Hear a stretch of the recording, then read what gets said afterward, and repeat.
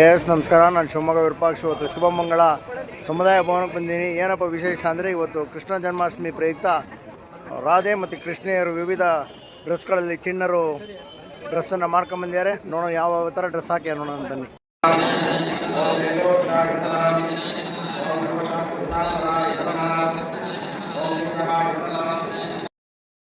ಪೂಜೆ ಮುಗಿದ ನಂತರ ಚಿಕ್ಕ ಚಿಕ್ಕ ಮಕ್ಕಳೆಲ್ಲ ರಾಧೆ ಮತ್ತು ಕೃಷ್ಣನ ವೇಷದಲ್ಲಿ ವಿಜೃಂಭಿಸಿದರು.